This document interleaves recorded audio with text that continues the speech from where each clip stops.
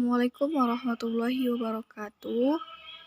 Sebelumnya perkenalkan, nama saya Triyen Oktavia, NIM 1930201217 dari kelas PGMI 6. Mata kuliah Statistik Pendidikan yang diampu oleh Ibu Asri Nurdayani, MPD.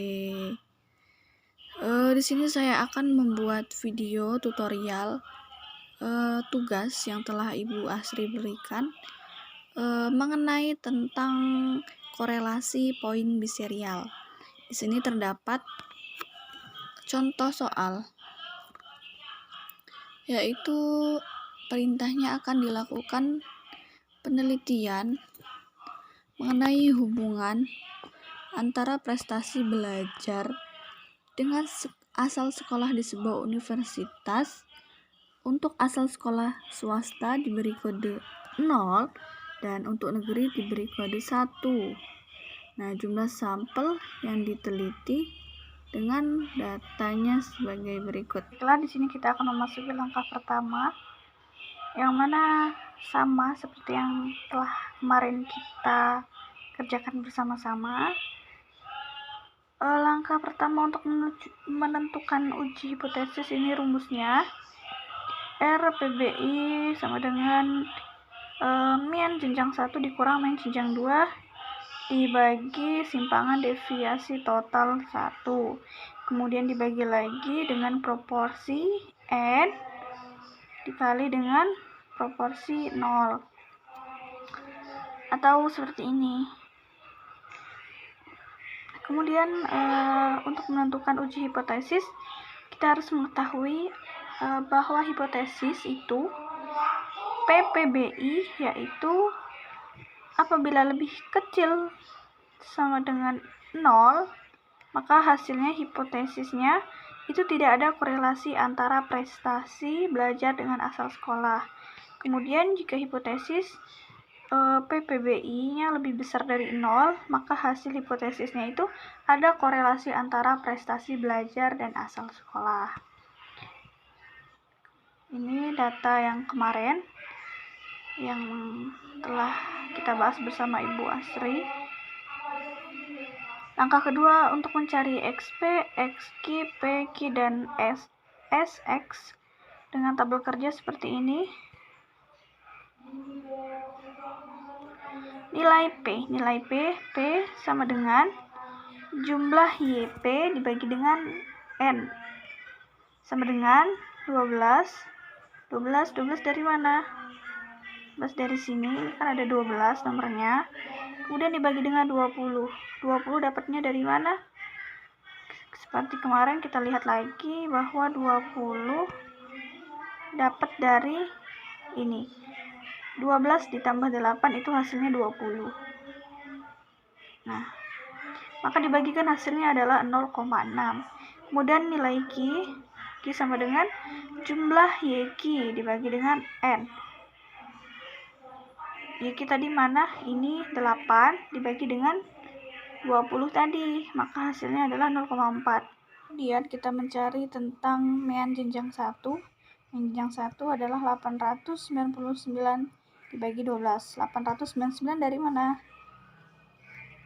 Dari ini, dari jumlah nilai mahasiswa tadi. Ini ada 899. Ini kita masukkan ke sini dibagi dengan 12, maka hasilnya adalah 74,9. Kemudian kita mencari lagi min proporsi 0. Ini sama dengan 550 dibagi dengan 8. 550 dapat dari mana? Dapat dari hasil ini ya. 550 ini bagi dengan 8. Hasilnya 68,75. Kemudian kita akan mencari tentang mana tadi? Ini tadi. SX sama dengan sigma X kuadrat dibagi dengan N dikurang sigma X kuadrat dibagi dengan N. Maka sama dengan 69.227 kita masukkan. 69.000 itu dari mana? Dari ini, dari hasil jumlah X2 kan kita jumlahin tadi, ini hasilnya. Kemudian kita tambahkan dengan 42.504. Ini dari jumlah dari X2 ini. Kemudian kita bagikan dengan 20 tadi. Dan dikurangi 899 ditambah 550 dibagi 20. Maka di sini akan menghasilkan sekian 18,3. Oke, selanjutnya langkah ketiga. Kita mencari nilai RPBI. RPBI sama dengan mean 1 dikurang dengan mean proporsi 0, atau bisa disingkat tadi mean 1 dikurang P dibagi dengan XX, kemudian dibagi lagi dengan PQ. Nah, di sini akan menghasilkan RPBI tadi nilai XP. Kita cari nilai XP tadi kan ini 74, XP tadi kan nilainya 74,9. Kemudian dikurangi dengan XQ, nilai XQ-nya ini 68,75 kita masukkan ke sini.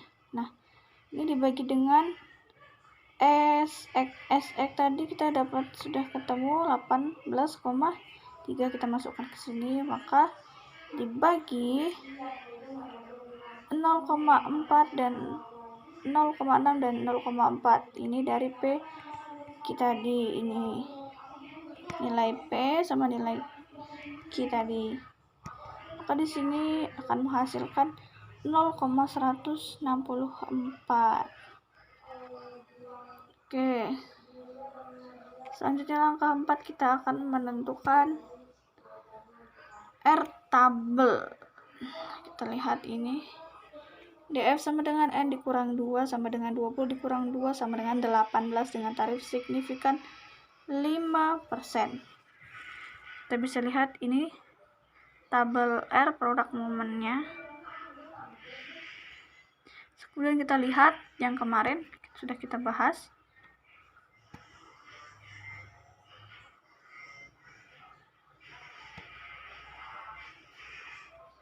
Mana? Ini.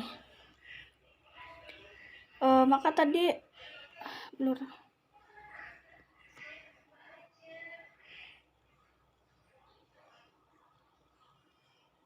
R tabelnya 0,3783. Maka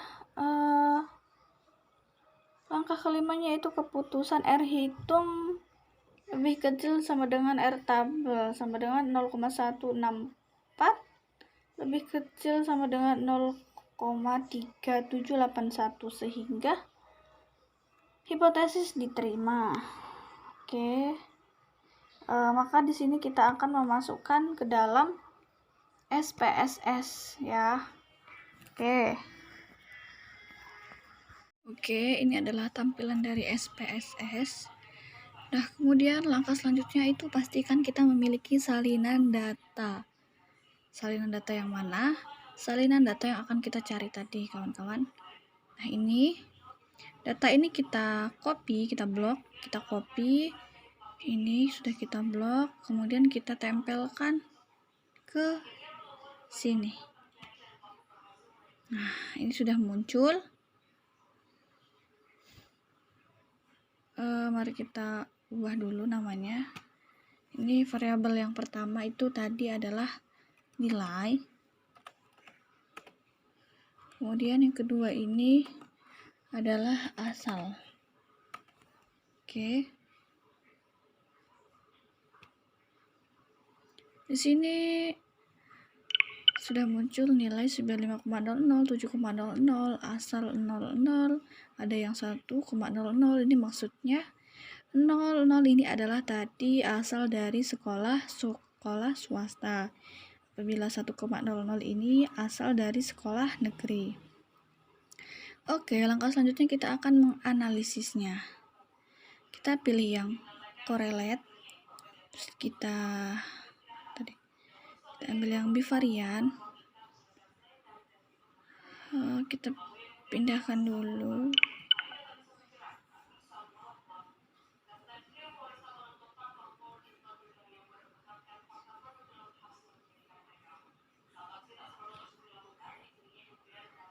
Kemudian kita oke. Nah, di sini akan muncul korelasi.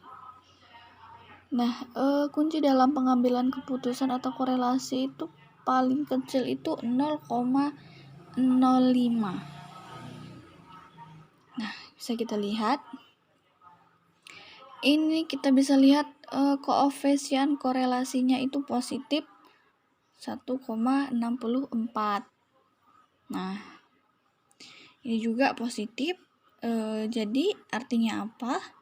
Jadi jika positif berarti adanya hubungan antara nilai dan asal sekolah. Oke, setelah itu kita akan lari ke graf. Terus kita ambil ke legensi dialog. Terus akan kita ambil ke scatter dot. Kita klik. Kemudian kita pilih yang simple scatter.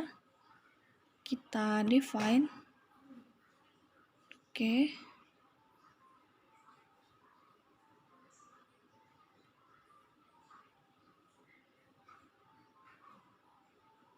Kita pindahkan.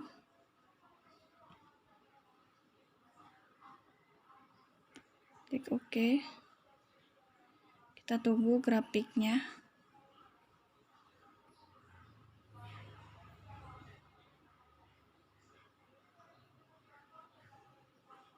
Nah, di sini sudah ada grafiknya, sudah muncul ya kawan-kawan.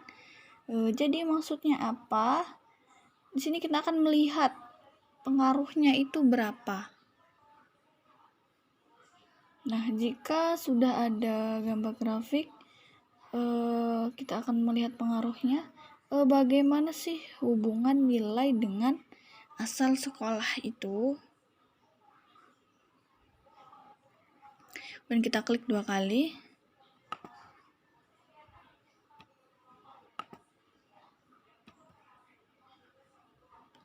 Kita ambil yang ini. Pada garis linier ini, R linier atau R square-nya ini adalah 0,027. Kalau kita presentasikan berarti nilainya itu 0,27%. Nah, jadi artinya apa? Artinya nilai yang mempengaruhi asal sekolah itu sebanyak 0,27%. Nah, sedangkan yang mempengaruhi nilai itu dari variabel lain.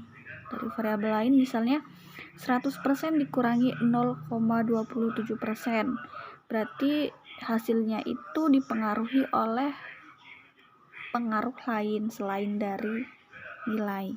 Oke. Mungkin hanya ini saja yang dapat saya presentasikan. Apabila ada kesalahan saya minta maaf dan saya mohon sekali arahan dari Ibu. Karena saya juga ini baru bisa belajar, Bu. Kami ucapkan terima kasih. Wassalamualaikum warahmatullahi wabarakatuh.